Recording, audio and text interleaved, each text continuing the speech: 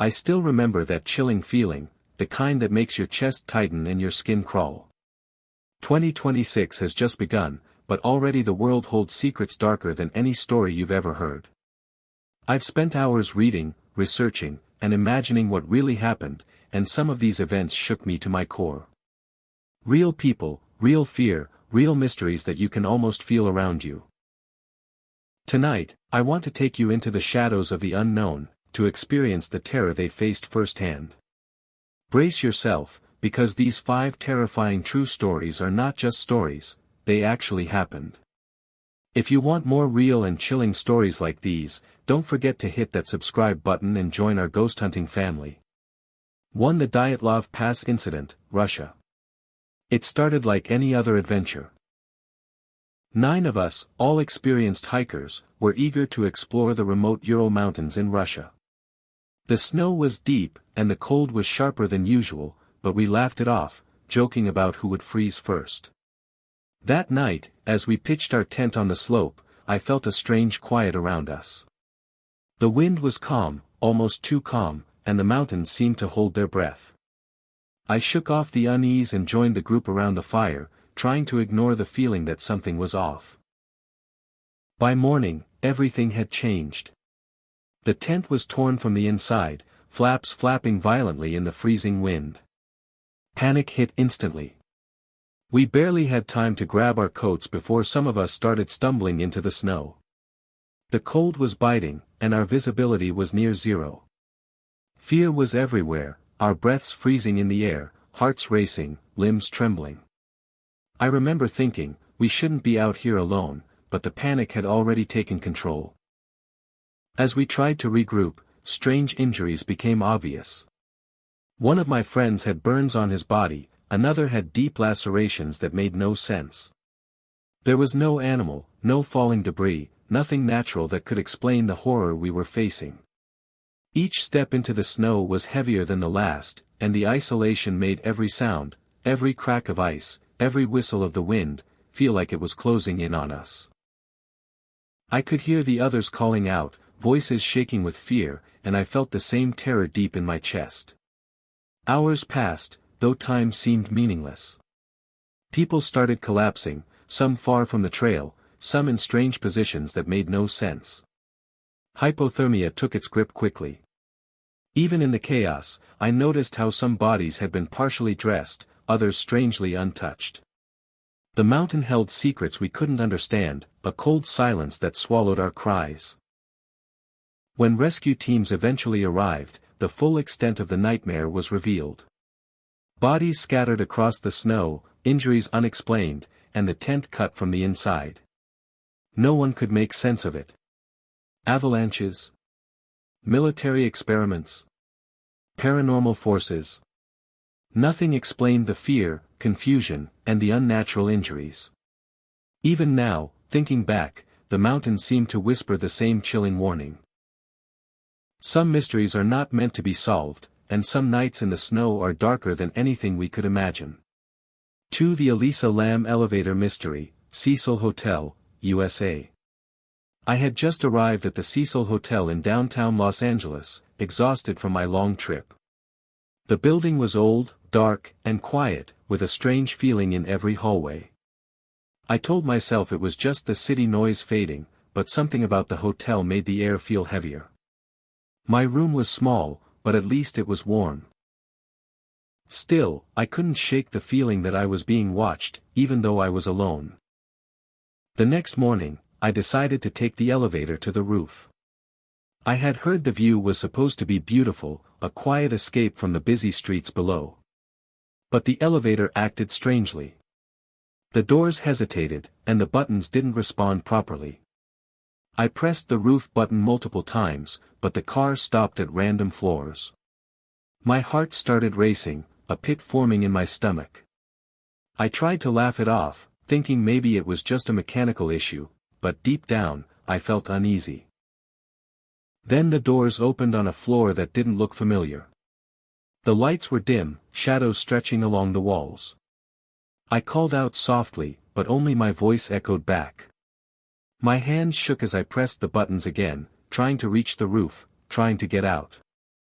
And then I started moving strangely, like I wasn't in control, pacing and gesturing, not understanding what I was doing. I could feel panic rising, a tightness in my chest that made it hard to breathe. Hours. Or maybe minutes, it's hard to tell, passed. I don't remember clearly how I ended up on the roof, but I knew something was terribly wrong. Later, authorities found me in the water tank on the hotel's roof, and no one could explain how I had gotten there. The elevator, the strange movements, the isolation, it was all part of a nightmare that was real. Even now, thinking about it makes my skin crawl. The CCTV footage shows everything. My hands trembling, my eyes wide, my body moving in ways I couldn't control. Was it stress, mental confusion, or something more sinister in the hotel itself? I'll never know for sure. But one thing is certain, the Cecil Hotel is not just a building, it's a place that can trap you in fear, in ways that reality struggles to explain. 3. The Black Dahlia Murder, Los Angeles, USA. I first met Elizabeth in the crowded streets of Los Angeles, a young woman full of dreams, trying to make her mark in a city that promised fame but often delivered danger. She had a smile that lit up every room, yet I could sense a quiet loneliness behind it. I remember thinking she was fearless, but looking back now, I realize how much she had to endure to survive in this unforgiving city. One cold January evening in 1947, everything changed. The news spread fast, whispered among neighbors and friends. Elizabeth had been found dead, brutally mutilated. My stomach turned as I read the details. Her body cut in half, her face slashed into a permanent, horrifying smile. I couldn't believe it at first. It felt unreal, like some nightmare someone else had written. Walking through the streets where she had been last seen, I could feel the fear she must have carried. Every alleyway, every shadow seemed darker now, filled with dangers she may have sensed too late. I imagined her last moments, the trust she had placed in strangers, the final seconds when terror overtook her. The thought made my chest tighten. How could such cruelty exist in the real world? I visited the area the police were investigating, trying to understand, trying to piece together what happened. The city itself seemed to hold its breath, as if hiding the secrets of her death. Investigators and reporters debated motives, suspects, and scenarios, but no one could explain the cruelty, the timing, the mystery that still lingers. Every street corner seemed heavy with unanswered questions. Even today, decades later, the Black Dahlia case continues to haunt Los Angeles. I can still picture Elizabeth walking those streets, unaware of the danger awaiting her. The story isn't just about murder, it's about the darkness that can hide behind city lights, the fear and cruelty humans are capable of, and the way reality can be far stranger and more horrifying than fiction. Some mysteries, no matter how many investigators try to solve them, remain forever unsolved, and the fear they leave behind is very real. For the Enfield poltergeist case, England. It started slowly, almost like a whisper at first. Books would fall off shelves, doors would slam shut by themselves, and sometimes I heard soft knocking when no one was home. At first, I told myself it was just the house settling, or maybe my imagination. But soon, the strange occurrences grew bolder, louder, and impossible to ignore. Every creak of the floorboards, every flutter of shadows made my heart pound faster, and I realized I wasn't alone in that house. Then the children began to show it. Janet, the youngest, would suddenly speak in voices that weren't hers. Her words were sharp, urgent, and chillingly precise. Objects flew across the room, chairs moved without anyone touching them, and even the walls seemed to hum with some unseen force. Fear gripped me in a way I had never felt before. I tried to comfort her, tried to tell myself it was all a phase, but the house itself seemed alive, reacting to every emotion, every thought. One night, I stayed awake in the living room, determined to witness it firsthand. The air was cold, heavy, almost suffocating. A chair suddenly flew past me, barely missing my leg, and Janet's voice shifted into something not her own, deep and commanding. I froze, my chest tight, every nerve screaming that this was not normal. I wanted to run, but I couldn't look away, couldn't ignore the reality of what was happening. Investigators eventually came, trying to document every event. I watched as their skepticism melted into shock. Cameras caught chairs levitating, objects smashing, and Janet speaking in that impossible voice. I could feel my own fear turning into awe, mixed with helplessness. The house was alive, unpredictable, and terrifying. Every second felt stretched, the unknown pressing in from all sides. Even now, years later, I can still feel that tension whenever I recall those nights. The Enfield poltergeist wasn't just a story, it was real, terrifying, and beyond explanation. Standing in that house, I understood something very clearly: some forces are not meant to be understood, and the fear they leave behind lingers far longer than the events themselves. 5. The Istil Woman Mystery, Norway. It was a cold, quiet evening when I first heard about the woman found in Isdalen Valley. The news sent chills down my spine. Her body had been burned beyond recognition, and no one knew who she was. Something about the story pulled me in, and I decided to visit the valley myself, even though I knew I would feel the weight of that mystery as soon as I stepped into that isolated place. The valley was eerily silent. The kind of silence that presses down on you and makes every rustle of leaves sound like a warning.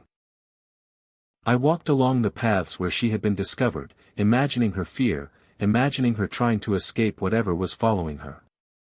There were remnants, pieces of clothing, bottles, strange items she must have carried, but they only deepened the mystery. Each step I took made the story feel more real, more immediate, like I was walking beside her in those final hours. I couldn't stop thinking about who she was, or why she had been there alone. Witnesses said she changed her appearance constantly, spoke to strangers cautiously, and carried coded notes. Every detail suggested a life lived in secrecy, fear, and constant vigilance. Standing there in the valley, I could feel the tension she must have felt, the loneliness pressing in, the paranoia of knowing that danger could strike at any moment. The investigation revealed fragments of her life, but nothing could explain the full picture. Even years later, the valley seems to hold her presence. Every breeze feels like a whisper, every shadow like someone watching. I imagined her final moments, the desperation, and the fear as she ran through the cold Norwegian wilderness, and it felt almost unbearable to process. Even now, I can't shake that feeling. The Istil woman remains one of the most haunting unsolved mysteries in history. It's not just the mystery of her death, but the reality of the fear she must have carried, the real human terror that no fiction could ever capture. Walking in that valley, I understood that some stories are terrifying not because of monsters, but because they are true. And that truth stays with you long after the events have passed.